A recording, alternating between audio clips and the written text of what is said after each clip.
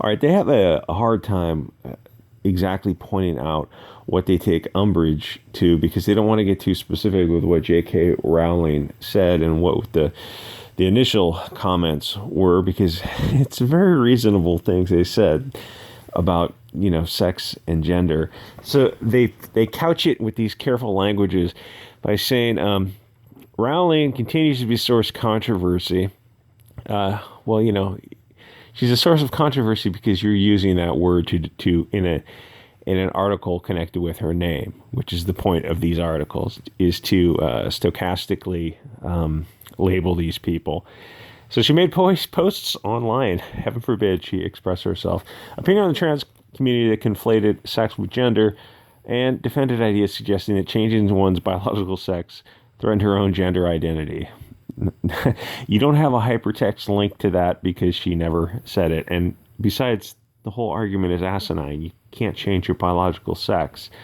That's a level of technology that is probably thousands of years in the future, if at all. She continued to double down even after the posts were widely perceived as transphobic, misinformative, and hurtful. So she had an opinion you disagreed with, and she stood by her guns, and you want her to change her opinion because you disagree with it, even though it might be factually accurate, but you don't point to the factual inaccuracies because you don't have the stronger argument here. So I think people read this article and I think they misunderstood a little bit. They thought she was backing down. Definitely not. She's saying the issue is not the straw man issue that they're raising.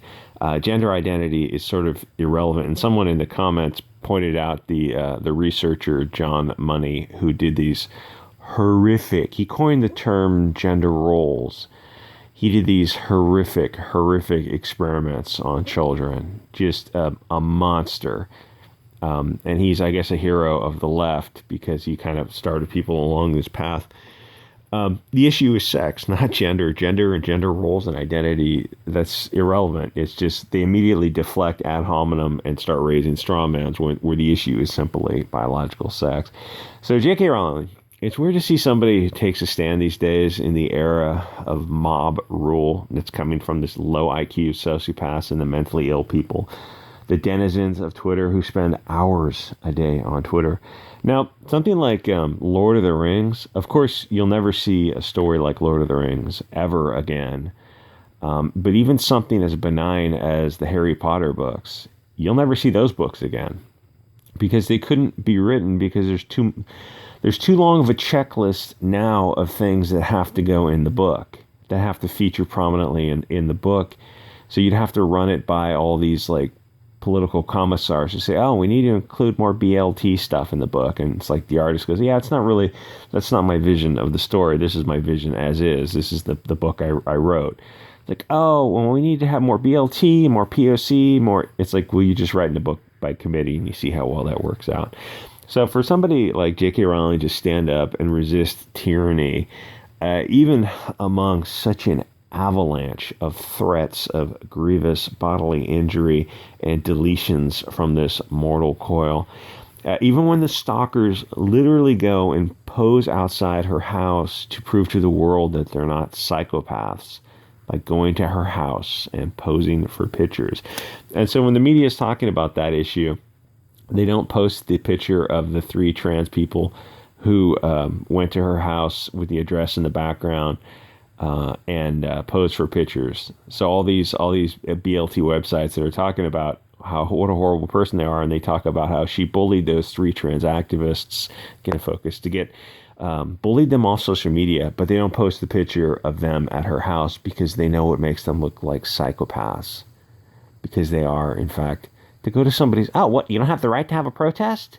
That was what they're arguing about Twitter. It's like, you have the right to have a protest in some public place, but most people would understand that to go to a house, even to a billionaire's house, even their mansion, to go outside of their personal space and protest outside their house, most people are going to perceive that as a threat. When you can hold a protest literally anywhere, in any public space, to go to their house is very deeply disturbed, which is why they don't, even the BLT people, the far left-wing people on Twitter, they don't post that picture because they know it's an L for them. The only people who don't understand it's an L are the people who are very, very mentally deranged, and they don't. It's like a borderline personality disorder. They have a difficult time understanding the world as most other people understand it. So, if you say by going to her house, they're sending this message to the world that if you say a man is not a woman, they'll stalk you at your house, which is kind of a two-way message because it shows the world, yeah, if you go to somebody's house, you've crossed the line you've become an elevated threat. Even if you're behind a gated community, it's still it's a social transgression that people look at you and realize like, oh, you're part of this bomb-throwing Bolshevik contingent. So the crux of the argument is, do men have the rights to sex-only spaces, or do groups have the right to exclude based on whatever they want? It might be sex or ethnicity or ideology, but it's just the general concept of people saying, we draw a circle around us. You are not us. Go form your own group. For whatever reasons, we feel more comfortable in this group. This is for us. Most people agree with that because that's how humans have worked for a long time. This idea of like forcing people together who have interests adverse to each other, it logically doesn't make any sense. It's like you're inviting in the enemy, even if it's at not at a tribal warfare level, but you wouldn't invite in anyone who has interests adverse to your group. Why would you invite them in the front door? It doesn't make any sense, but it's something globalists do because they are what they are.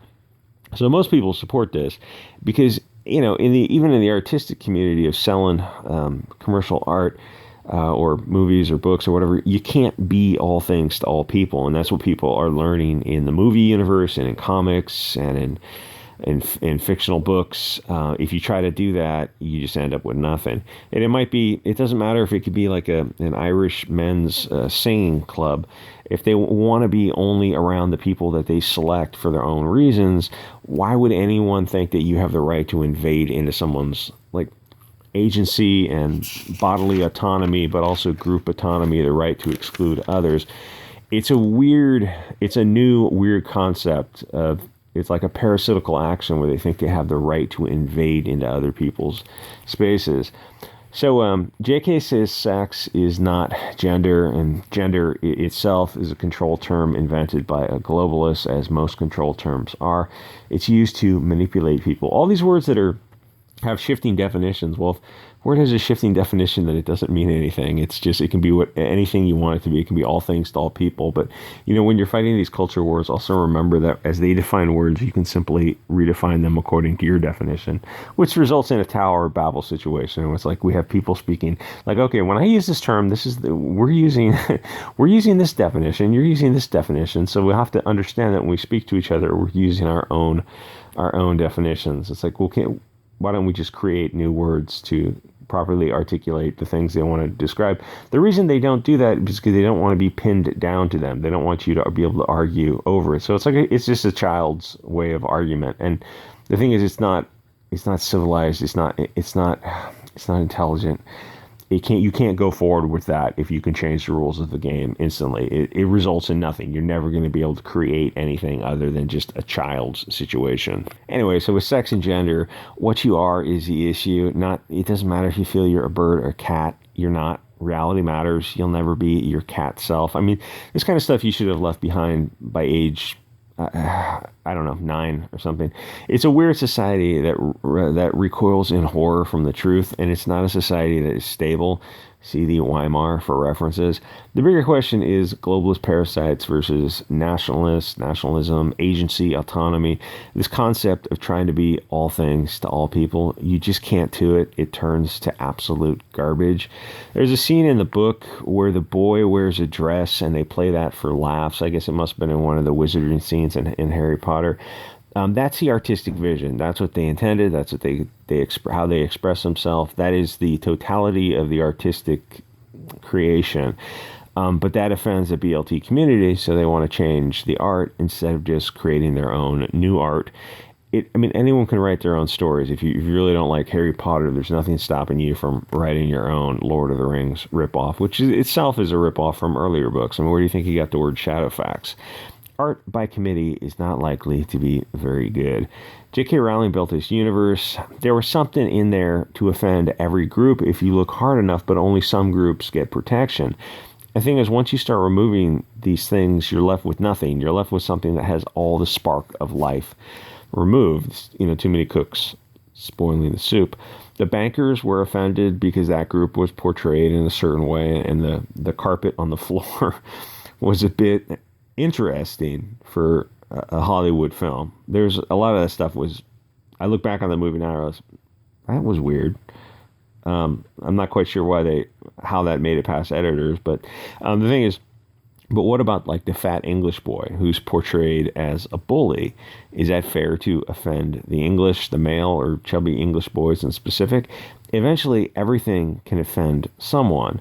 So if you don't like it, simply don't read it or write your own story. It's like, oh, well, that requires a lot of work. Yeah, what do you think she went through? She went through years of writing and rewriting and rewriting and rewriting and rejection letters. She went through a mountain. You don't understand how much work goes into writing, even if it's not commercial. In fact, most writing is not commercially successful. And the psychological toll of someone like this as they describe their writing journey and these rejections, it's amazing. It's amazing. They just keep doing it. And every once in a while they're successful. And then she has this successful 7-book series come out and people start picking it to pieces. And you're like, you're just parasites who couldn't create your own thing. It was like, this might have been a decade-long journey of creating these stories.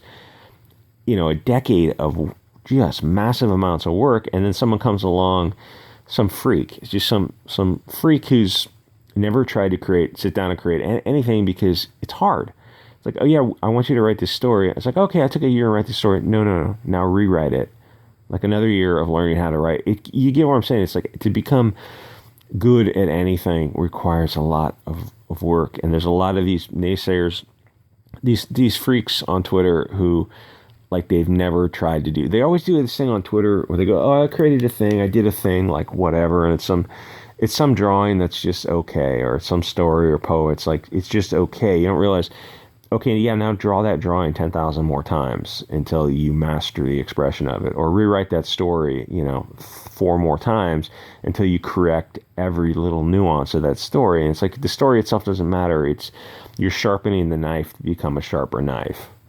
But these people, until you create something, you don't understand what goes into it. And like the hubris to go and just tell us an author or an artist of some sort, like, oh, you should have done it this way. It's like, well, why don't you try it and you see what a bitch it is to create something, anything. It doesn't matter if it's, Comiskey people creating their projects or J.K. Rowling creating billion-dollar projects that sold to the, like this was the, some of the biggest books and movies in history was J.K. Rowling stuff. And for these just people who have never created, I don't want to call them like losers and nobody because they're not like don't even have the courage to risk being a loser. Like someone who's an actual loser who's created things and failed and created things is much, much better than someone who's never tried at all, because at least they have the courage and they know the hard work that goes into creating stuff. And like maybe it's not good, it's not working, but they're creating something and they're sharpening that knife the whole time. It doesn't matter if they're artists or writers. And like these people, they just get on Twitter and they just tear people down. They never write their own material. They never create their own art. They never do anything but get on Twitter. And Twitter for social media is the lowest effort social media. YouTube's actually at the peak of people are putting videos together, and not this kind of stuff, not what I'm doing, but I mean people who are editing videos together. It's like but even what I'm doing is more work than just a tweet, because a tweet, you have your cell phone in your hand and it's like the South Park shitter. Anything that comes in your mind just goes to your phone and goes out to the universe. It's like the stupidest stuff, because there's no effort required. YouTube is a few steps up from that, where you actually have to articulate your thoughts a little bit more carefully to put a video together. So anyway, like, comment, subscribe, and I will see you guys all next episode.